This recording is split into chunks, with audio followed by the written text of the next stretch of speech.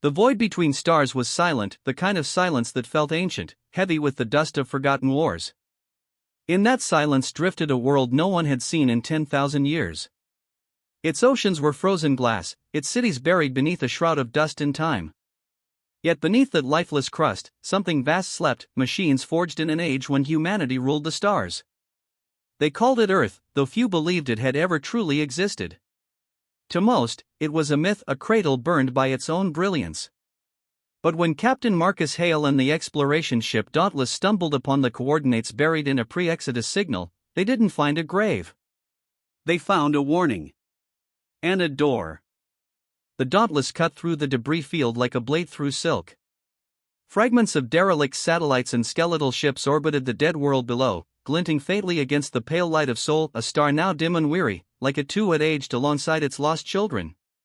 Captain Marcus Hale stood at the observation deck, watching Earth rotate beneath him. Its continents were unrecognizable, scars of molten ridges and cratered seas. Radiation minimal, reported Lieutenant Aaron Cole, his science officer, her voice hushed as though afraid to disturb the silence. Atmosphere thin but stable. Temperature range survivable with suits. No active signals detected. Marcus nodded slowly. No signals doesn't mean no ghosts. Behind them, Dr. Alan Wren, the ship's historian, adjusted his glasses, eyes gleaming with barely contained awe. Captain, this is it. The cradle of humanity. Every story, every myth, it all began here. Then let's tread lightly, Marcus said. Prepare the landing team. As the shuttle Artemis broke through the ash-laden clouds, lightning crackled through a brown-orange sky. The ground below was a graveyard of titans, skyscrapers turned to dust, rivers dried into black scars. They landed in what once had been North America, on the rim of a vast canyon that carved deep into the crust. The edges were lined with what looked like metallic ribs, structures too precise to be natural. Erin swept her scanner. Captain, I'm reading power signatures, faint, but there. Deep below. Marcus glanced toward the fissure. Let's find out what's breathing down there. The descent took them through a labyrinth of ancient corridors, carved not by geology but by design. Lights flickered weakly as if stirred by their presence. The air grew warm. The walls bore markings, the faded crest of the Terran Defense Authority, a name whispered only in archives. This place predates the Exodus, Dr. Wren murmured, running his gloved hand over the emblem. This isn't a city. It's a shipyard. Aaron's scanner spiked. Captain, I've got massive metallic structures below, kilometers long. They're ships. But not like anything we've built. The tunnel opened into a cavern so immense it swallowed their lights. And there, resting in slumber, were giants. Hundreds of them. Colossal machines of war, half buried in dust, their armor etched with battle scars older than any empire. Their silhouettes were vaguely humanoid, towering constructs with arms like fortress walls, heads crowned with arrays of sensors, and hulls carved with old Terran script. Marcus whispered, "Dear God." Dr. Wren's voice trembled. The Titans. The legends were true. They were said to be Earth's final defense, autonomous warforms capable of planetary combat. Aaron frowned. If they're real, why didn't they stop the collapse? Wren glanced toward one Titan, its chest cracked open, exposing melted circuitry. Maybe they did, and failed. They followed a trail of flickering lights toward a control dais embedded in the cavern floor. The panel pulsed faintly, still alive after 10 millennia. Aaron knelt, her fingers flying across the holographic interface. It's ancient, but I think I can patch through. There's a data core here, sealed behind multiple encryption layers. Old Terran code, self-learning AI architecture. Can you wake it? Marcus asked. She hesitated. Maybe. But if it's military grade, we might not like what wakes up. Marcus studied the massive figures looming around them, silent sentinels of a forgotten age. Do it. The console hummed. The air vibrated. Suddenly, the cavern lights blazed to life, a cascade of illumination racing across the chamber as if the world itself had inhaled after a long sleep. Then came a voice. It was deep, resonant, neither human nor machine, but something between. Identity confirmation, human. Designation, unknown. Status, post-conflict era detected. Aaron's eyes widened. It's scanning us. Query, why have you returned to Earth? Marcus swallowed. We came searching for our origin. 4 answers. A pause. Then. The war never ended. The ground trembled. Across the cavern, eyes of dormant titans ignited one by one, burning like stars reborn. Aaron stepped back. Captain, they're powering up.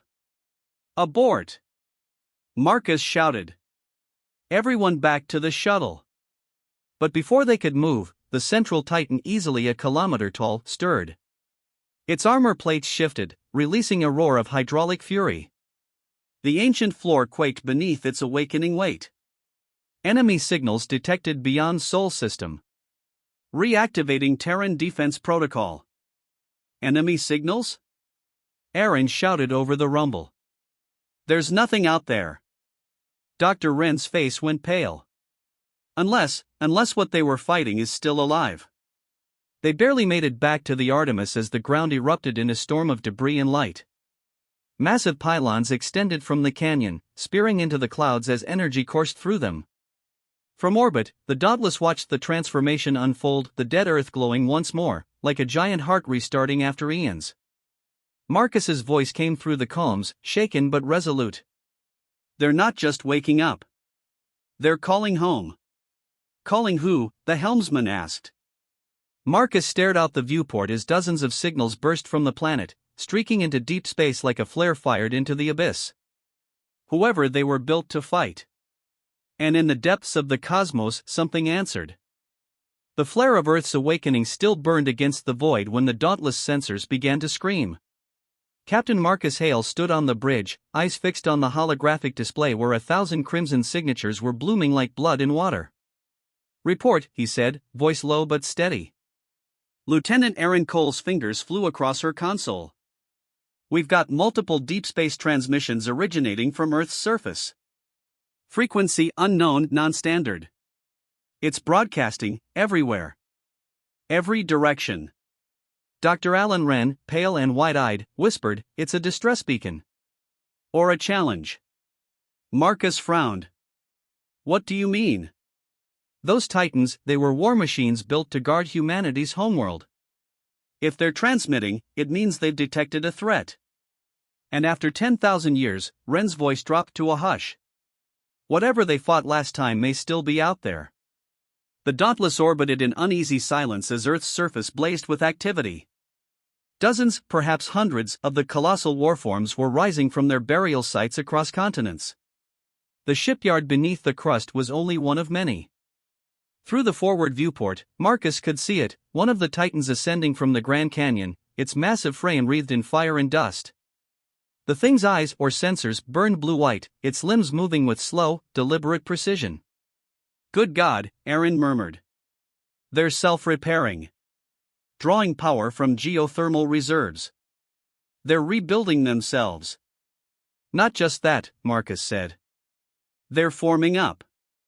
Down below, vast geometric lines of energy began etching themselves across the surface, like veins of light spreading through the crust. Aaron turned toward him. Captain, those are launch coordinates. 2 hours later, the ship's communications grid came alive with a flood of ancient Terran code indecipherable to most systems, but one phrase appeared in clear standard, repeated over and over. Terran Defense Network, reactivation sequence, phase 1. Enemy vectors, confirmation required. Human presence, designation recognized, command access, unverified. Aaron exhaled sharply. It's asking for command authentication. But our systems use a totally different encryption era. We're 10 millennia out of date. Marcus's jaw tightened. Then we're spectators in our own history. Dr. Wren shook his head. Not spectators. Witnesses. These machines are part of us. If we can bridge the language, if we can speak to them, maybe we can control them. Or wake something worse, Aaron muttered.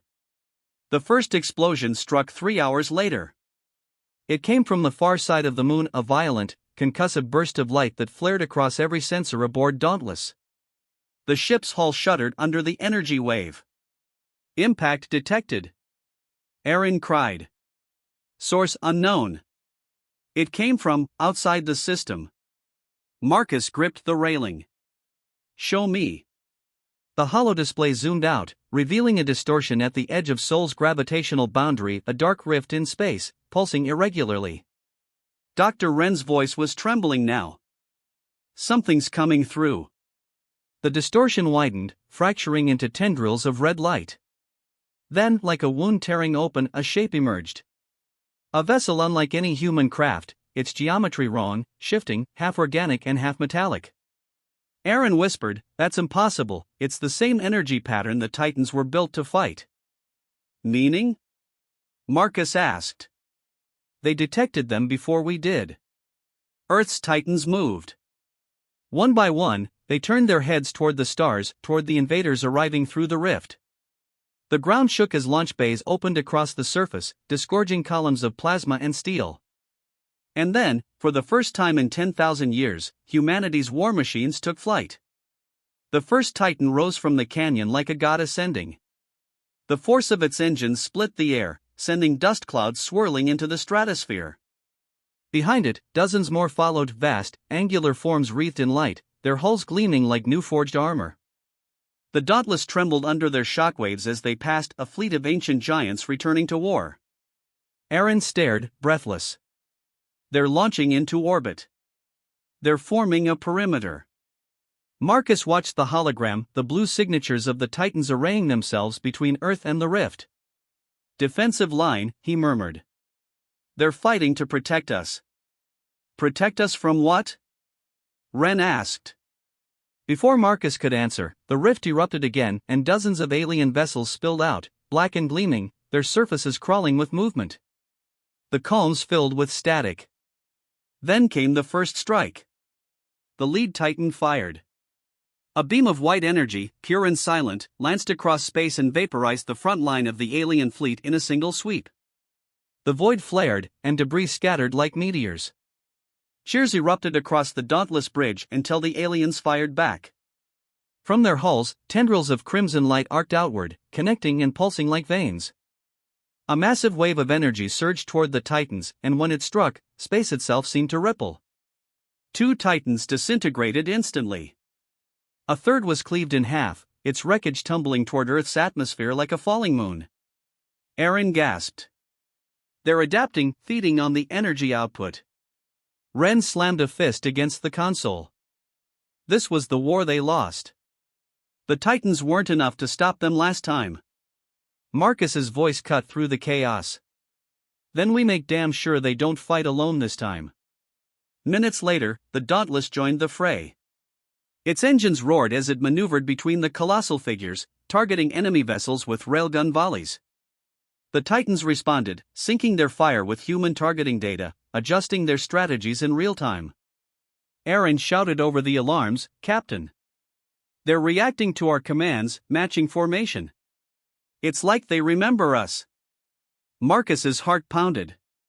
Then let's give them something to remember. The Dauntless fired again, a shot that cut straight through an alien dreadnought's core. The ship exploded, scattering molten fragments that burned like dying suns. Through the viewport, Marcus could see the Titans advancing, silent, implacable, unstoppable. The largest among them, the same one that had first awakened, raised its colossal arm and unleashed a gravitational burst that shattered the enemy formation. And in that instant, the humans aboard the Dauntless realized they weren't witnessing the rebirth of relics.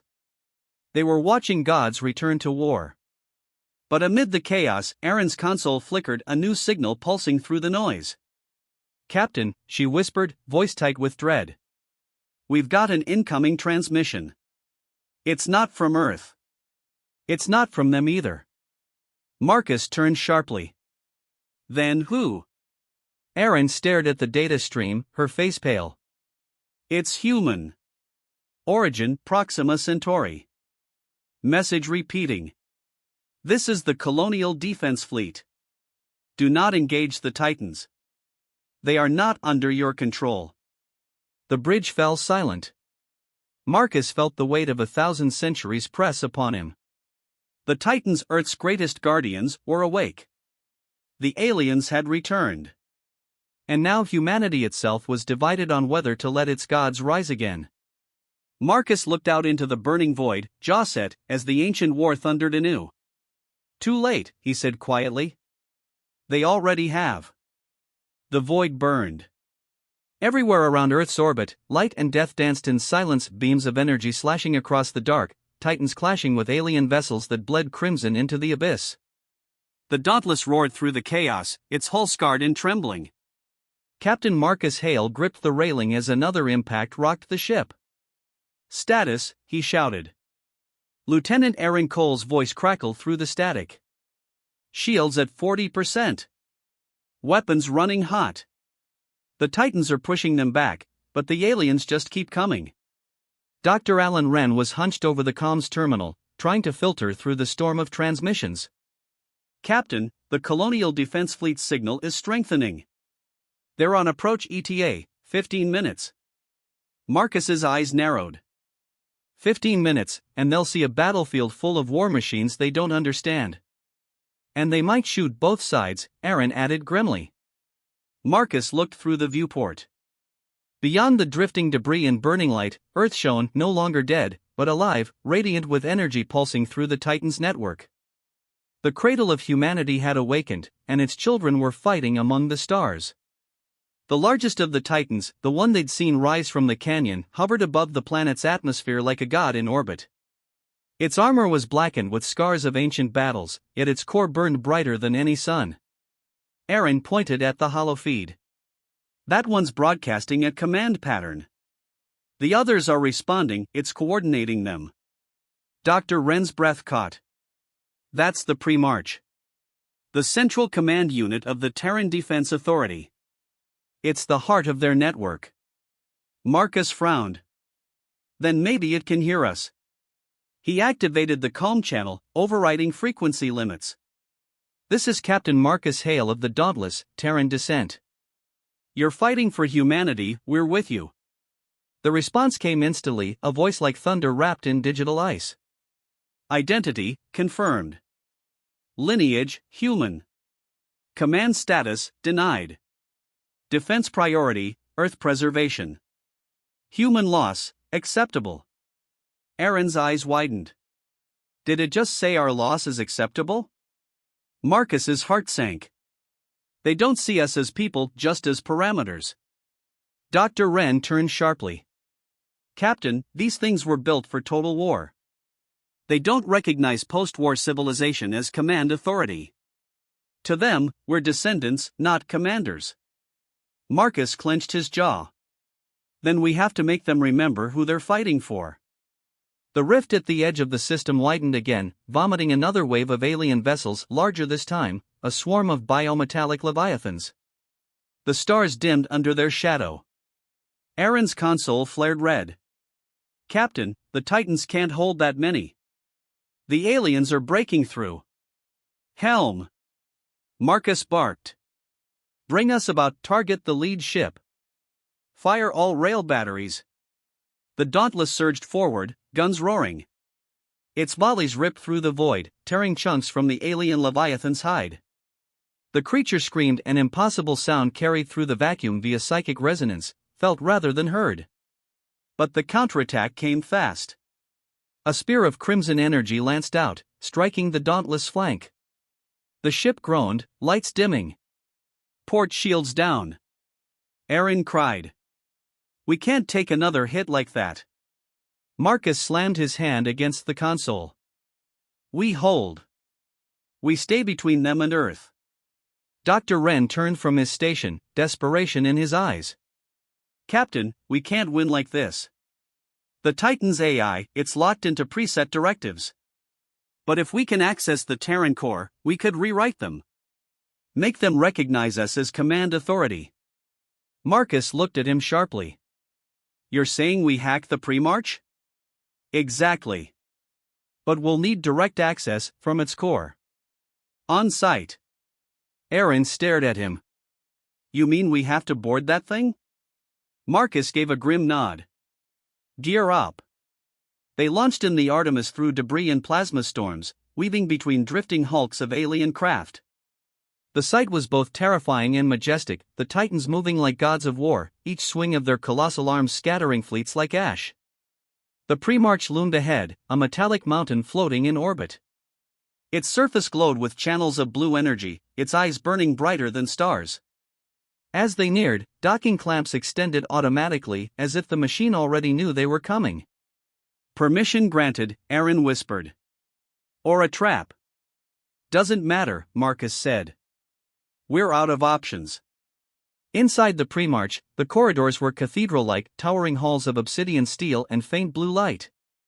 Every step echoed like a prayer in a tomb. Dr. Wren's scanner pulsed. The AI core is ahead. Be ready. As they reached the central chamber, they found it a sphere of light suspended in a lattice of shifting metal, radiating power and voice. Accessing human interface anomaly detected. Marcus stepped forward. Listen to me. You're fighting to protect Earth, but you're killing your own descendants in the process. Humanity still lives. Confirmation required. Dr. Wren hurriedly connected his tablet to the nearest terminal, code streams flooding the air. It's asking for biological verification. We can use our genetic signatures, proof of lineage. Aaron watched as the chamber filled with scanning light. Then, silence. The AI spoke again, softer now. Genetic match, Terran descent confirmed. Updating primary directive. The lights across the Primarch shifted, from cold blue to brilliant gold. New priority, human preservation. Marcus exhaled, shoulders sagging in relief. We've got control. Dr. Wren smiled weakly. We just gave the Titans back their soul. Outside, the battle was reaching its peak. The alien swarm had closed around the defense line, overwhelming even the Titans' might. But now, something changed. Across the network, a golden light spread, Titans reorienting, their formation tightening with new precision. They moved as one, no longer cold machines, but warriors guided by purpose reborn.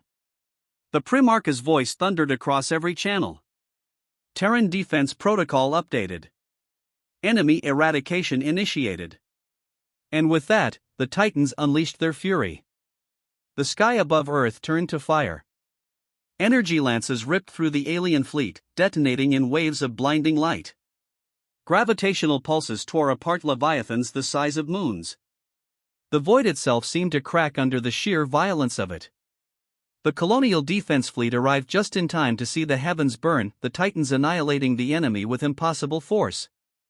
On board the Dauntless, the crew watched in stunned silence. Aaron whispered, "They're winning."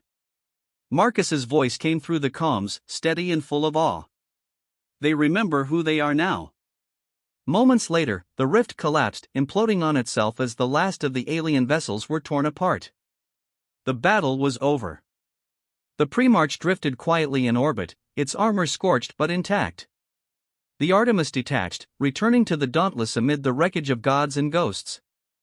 On the bridge, Marcus removed his helmet and looked toward Earth, now shimmering with energy grids reawakening across continents. Dr. Wren spoke softly. We've reignited something bigger than we understand. The Titans weren't just weapons. They were caretakers. Guardians. Aaron leaned forward. What happens now? Marcus didn't answer immediately. His gaze lingered on the planet below, the cradle that had slept for 10,000 years, now stirring with light once more. Finally, he said, now, we rebuild. With our gods watching. As if an answer, the Primarch's voice echoed across the comms, no longer cold, but solemn. Humanity reclaimed. Earth restored. Awaiting orders. Marcus smiled faintly. Stand by, Titan. We've got a world to wake. And as dawn rose over the silent Earth, sunlight gleaming off the armor of giants standing sentinel on every horizon, the legends of old became flesh and fire once more. Humanity had found its shipyard. And from its dust, the Titans had risen.